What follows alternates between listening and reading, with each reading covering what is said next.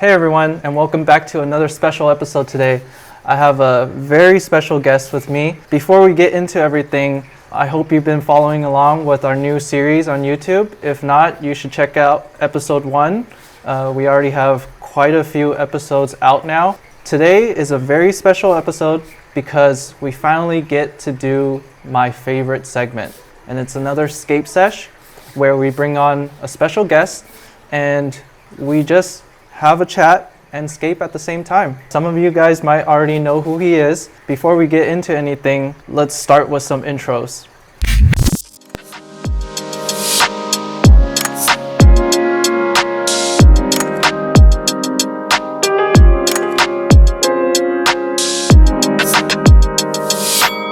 So our special guest today, his name's Hiep, and he's ranked 4 maybe a couple years back. 2018, yeah. 2018 in a huge worldwide aquascaping competition, so he's a professional. And today we're going to be questioning him on everything aquascape. Welcome to the studio. Thank you. We've picked out some hardscape before starting to film. Give us a little intro about you, where you come from, your aquascaping journey, and everything. Yeah, sure. So I kind of start or answer this question the same way because a lot of people ask me, but I've been keeping aquariums my whole life. I mean, as long as I can remember, my family has always had some sort of body of water in the house. But I didn't really get into aquariums like really deeply until high school, and I was keeping a lot of monster fish, so arowanas, catfish, things like that. And then at some point, I think it was about 2011, 2012, I discovered dwarf shrimps. So I started my first cherry shrimp tank, and through shrimps I discovered mosses because you always have to have moss. Through moss I discovered plants. Through plants I discovered Takashi Amano and aquascaping, and then it just snowballed from there. So I would really say I started aquascaping for real about 2011, 2012, and then started competing in live contests. I remember my first contest was Aquatic Experience in 2016, and I did pretty well. And from there, I just got a lot of interest into competing and aquascaping seriously. And yeah, so now here we are. Yeah. So since you've been doing so many aquascapes for all these years, how about we start one here? Yeah, absolutely. Okay. Sounds like a lot of fun. All right, let's get it started.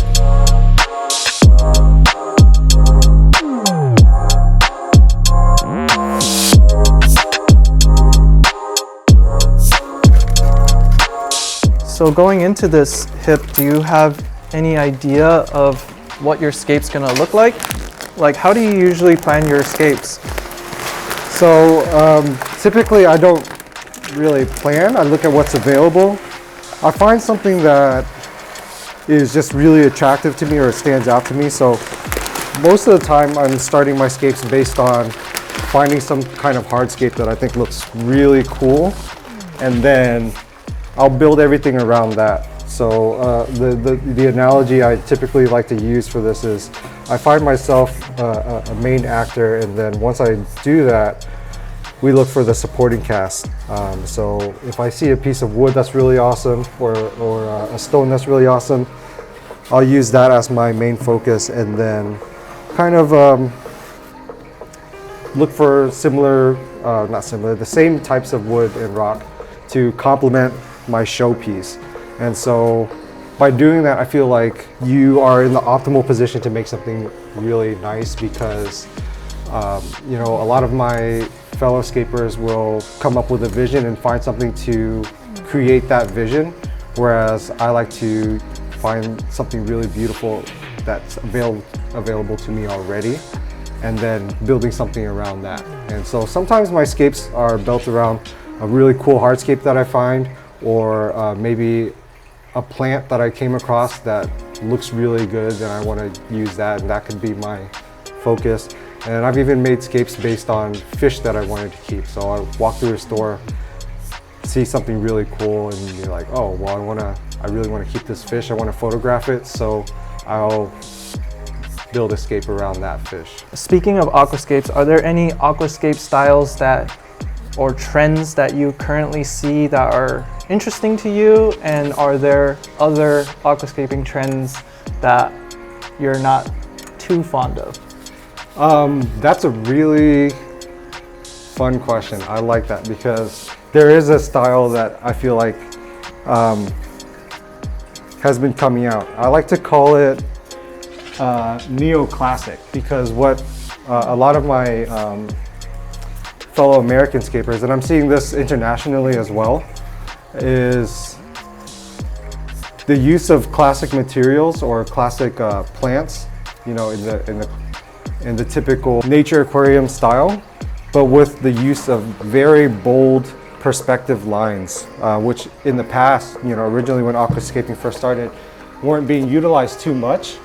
Classic plants or classic materials such as Siriu, Oko, your driftwoods and things like that, but with these very bold perspective lines coming right at you, which we did see in the past. And it's a really cool mixture of old school and new school. And so I've been calling it neoclassic, and I really dig that style. And I feel like also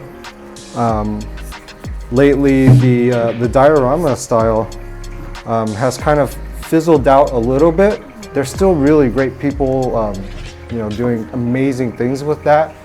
But I think that the trend has started to slow down a little bit. As far as not being a fan of something, I really wouldn't say that I've ever been not a fan of something. I really do appreciate all styles and techniques, because behind everything there is something really beautiful in all of those. And so I feel like every aquarium is beautiful, and I can find some way to appreciate it. Gotcha.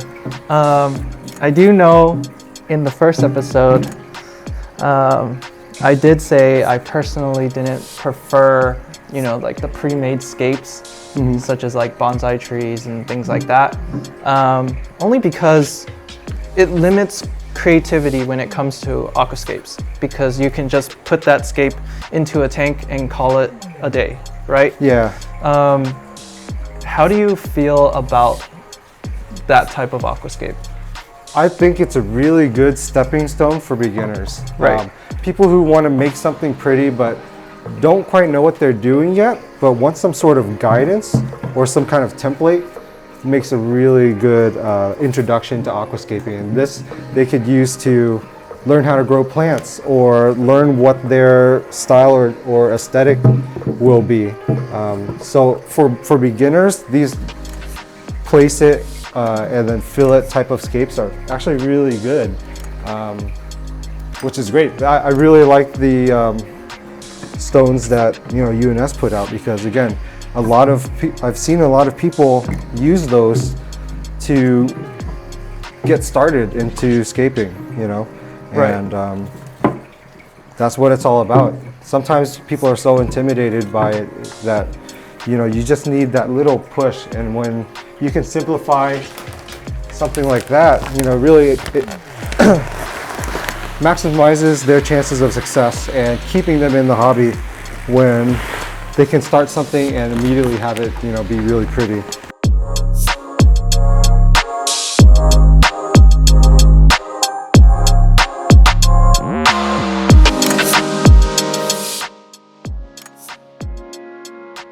So looking at your scape, you're going with kind of like, the way I see it is kind of like layering, like stacking your hardscape. It's almost like the Brazilian's scape, where there's a lot of perspective and creating a lot of depth, even though this tank is a little deeper than your usual 20 gallon, but you're creating a lot more perspective by stacking multiple layers, kind of like a cake. Yeah. This is not very typical of, you know, my aesthetic, but like I said, I like to use what's available, finding the beauty in what I have in front of me. And these wood pieces, they have this really flat nature to them, but it's got a really nice line in it. And I immediately saw like these two matching, and this cascade, this like tiers, just seemed really cool to me. So I wanted to try it out, and I think it's working out pretty well. Like so far, I'm very happy with what it might look like right now. Yeah, I really dig that. Creates all these little shadows and this like terrace type of feel to it. I think it's gonna look really neat. And these were like almost a perfect length and size for this 60U, so. Yeah, they're about like exciting. maybe like 18 to 20 inches or so. Yeah. So you were talking about, you just mentioned shadows. How do shadows, can you explain how shadows play a role in aquascaping? So I think shadows really create points of interest. As far as, you know, variation, you don't want, well, I guess I shouldn't say you don't want, but it really helps create something interesting to look at when you play with light and dark. And so shadows help create this balance. Just like anything in life, there's got to be a balance of this and that, right? And so shadows really do that for me in terms of visual impact, because it can create these areas of interest and maybe even a little bit of tension here and there. I think just overall looks really pretty. Now, I think that subject it's almost an indescribable thing where I'm having a hard time finding the words for it, but those are the best ones, is when you know you like it but you're not quite sure why. Those are the most impactful, right, when you look at a scape and you just feel something. And I think shadows is just another tool that you can use to do that. So I think that, you know, shadows really are really important in aquascaping. Yeah. So I think what you're referring to, I guess the right word to refer what you're talking about is contrast, right? Yes, absolutely. Thank you. It's not about just the color choices of plants you use. It's also about the contrast that you're creating with your hardscape. And that's why hardscape, a lot of aquascapers say that it is the backbone of every planted aquarium. Yeah. Which is true, because you need to have a good backbone before you keep adding on top of it. The foundation, yeah, right. Exactly. But speaking about plants, do you have any idea of what type of plants you would use in this scape? I do. So again, speaking on the tiers and the layering and the stacking, Monte Carlo is a really cool plant because I like the way that you can plant it on a ledge and have it trickle and like droop down over things. So I would really love to use some weeping moss and some Monte Carlo to really enhance the feeling of these ledges and these cliffs here. I think Monte Carlo would look really cool just right along here. And once again, this is why I've been saying Monte Carlo is one of the most versatile aquatic plants, period. I don't think there's any other plant that can create such a nice effect that's still easy to grow, and it doesn't really have as much high maintenance care requirements. It's so easy. Right. Yeah, it's a really good beginner plant. Right. Such a good beginner plant because it's just very easy, and you know, for somebody that's first starting out, you need things like that. You know, your epiphytes, your ferns and nubius, and then Monte Carlo. People, you can ask a lot of pro scapers now. Their first inspiration were carpeting plants, iwagumis and carpeting plants. And so if you want a nice carpeting plant, but you don't quite know how to grow plants yet, Monte Carlo is your guy, like, for sure. It's the go-to, right? Yeah. And 100%. yeah, and that's why I use Monte Carlo in my scapes a lot. So would you have Monte Carlo throughout, or would you have it in different areas? Definitely, whenever I use a plant, I would like to have it throughout instead of just one or two spots. By spreading it out visually throughout the entire scene, it just makes it A little more cohesive? Yeah, cohesive, and it just looks more natural because plants grow in big patches or in groups, and so to make it make sense or make it look like it's natural and convincing, you do want to have it, in several places. Other than Monte Carlo, what else would you use? Would you use stem plants to kind of give the back a little bit more height, or are you relying on the hardscape and the soil to give you that height? I think for height, yeah, the hardscape's going to do the job here. And really the plants are just going to give this scape a little bit more life.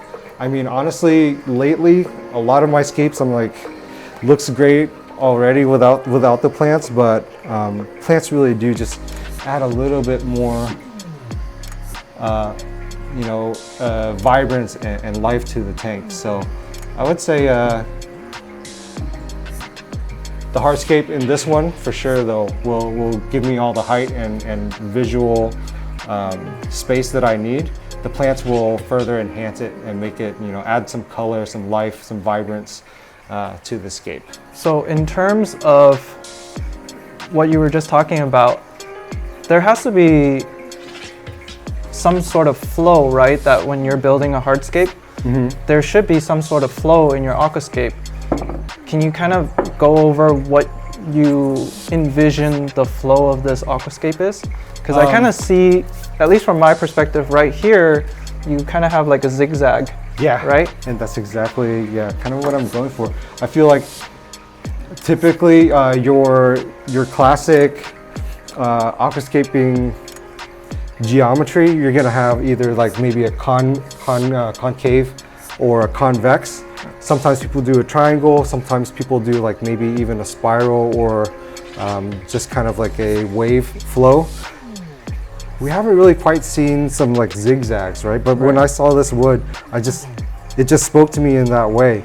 Yeah, and that's why immediately I thought of like the Brazilian style aquascapes, because they build that perspective by relying on a lot of zigzags and windy trails, right? Yeah. And that can come from like a sandy path, as simple as a sandy path, or plants that go throughout the scape, or hardscape that kind of redirect your direction multiple times throughout the scape. And I think those types of scapes are the contest winning scapes, right? Definitely. So speaking of contest scapes, we mentioned that you were ranked number 4. Yes. Kind of give us a rundown of how your scape came to be, how you planned it, or was it not even planned at all and it just came together very last minute? My scape was another really good example of just seeing pieces that I liked and putting something together. Honestly, that year, I had zero hope or expectation that I would do well at all. So it really came to a surprise to me when I found out that I had done so well, because I didn't even expect to, do top 100 or anything like that. But like I said, it was one of those scapes that just speaks to people, and even a lot of the judges' comments and things like that, they mentioned that it's not visually complex, like the composition of the hardscape and the plants and things. It wasn't complicated, it wasn't advanced, but there was just this feeling of like peace and serenity when you look at it that just made you feel good and made them like it. So I think from my perspective, when I first saw your scape, it kind of was like a ode to like past scapes, right? Or like the old school style. Like you kind of did a throwback, right? And I'm starting to see a lot of like throwback aquascaping styles come really back, good ones, right? So it's like aquascaping is almost like fashion trends, right? You'll have it come back, but in a slightly different variation. But it's something about the familiarity of a scape like yours that draws people's attention, right? Because sometimes simple is also a good thing, right? Yes. And I understand how much effort it takes for someone to come up with like a very complex aquascape, but at the same time, sometimes it might be better just to think simple. It's a lot of work to, Right. to really put something together and come up with a concept that works really well.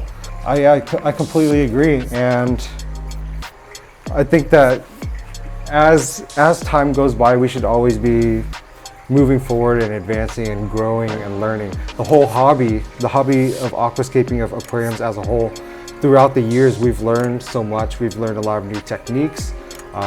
New hardscape, new plants, and so by sticking to the roots and keeping the foundation, but using all this new knowledge, all these new materials, all these new plants, but still kind of looking back at where we came from and putting those two together. Like I said, that neoclassic style, some really great neoclassics coming out.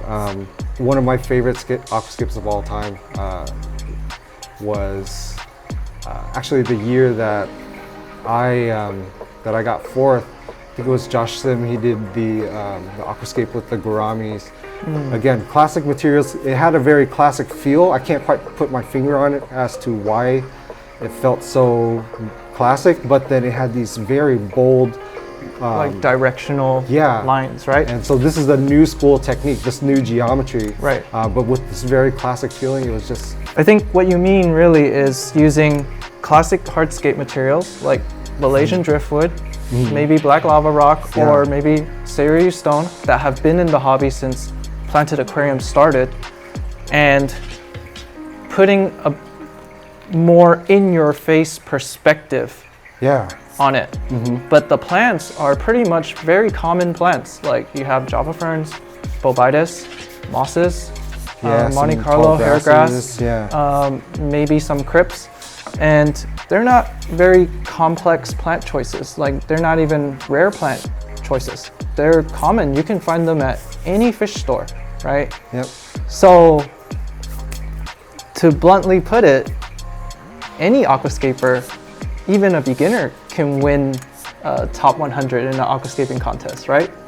It's all about how you put together your hardscape, I think. For sure. Right? And then planting just comes with practice, right? Upkeep of plants and normal maintenance, it just comes with practice, right? Yep. It's all about practice. And if you can't practice, I would say a lot of just exposure. So looking at a lot of works, a lot of aquascapes, and as you flip through all of these works, look at like, oh, I really like the way he used this wood and this rock together, or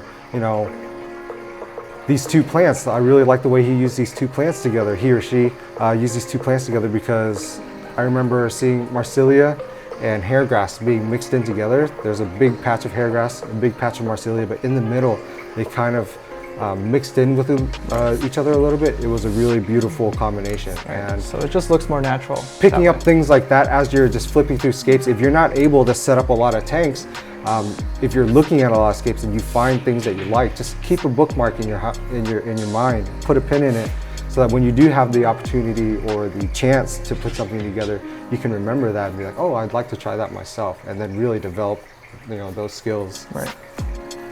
So we're just about wrapped up with the scapes. And just a side note, FYI, we're very excited to announce that Hiep has actually joined the Ultum team, which is why he's here today also. You can follow him on Instagram, Ultum_Hiep. He's gonna have some exclusive behind the scenes content that he's creating on his own. Also follow me. I'll have some exclusive content as well on Instagram. In the very next episode, we're actually going to Europe. So we're gonna do a Euro trip, and be sure to stay tuned for the next episode. We're gonna be actually flying to Europe. You're doing it all wrong.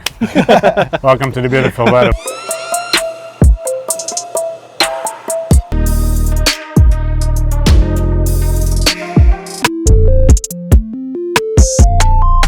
Forgot a passport, but it's okay.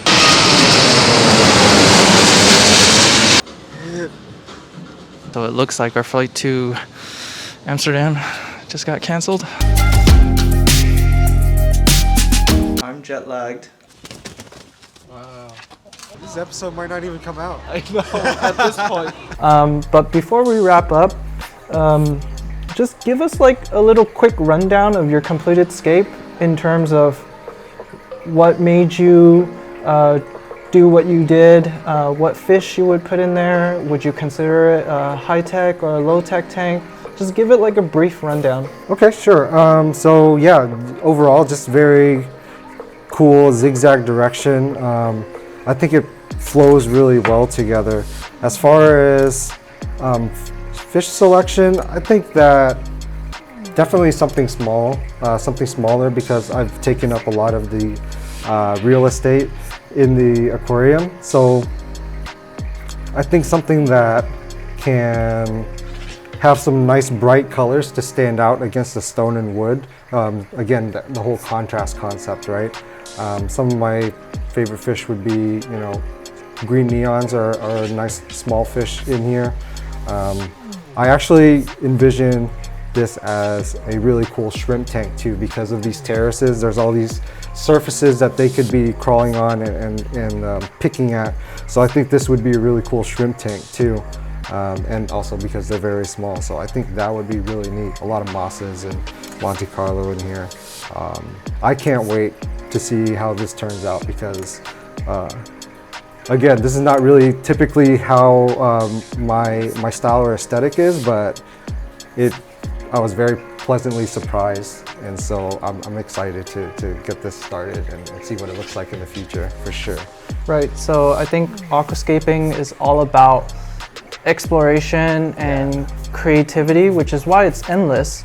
There's nothing really holding you back other than the fact that you're putting materials inside technically an open box. So it's however you want to imagine it. Just because the aquascapes look complicated doesn't mean you can't do it too.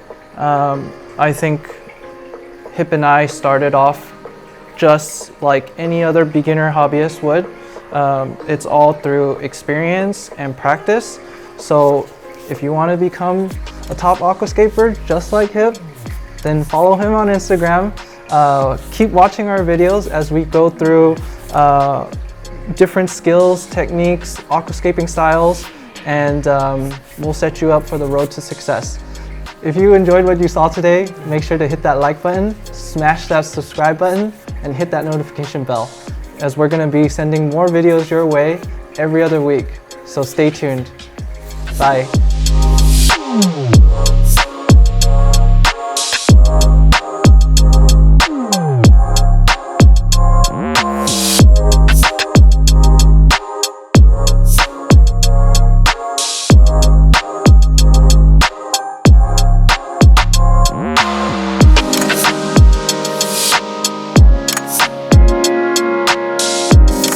Let's do a shirt check really quick. If there's any like crinkles and wrinkles, gotta look ironed out, you know.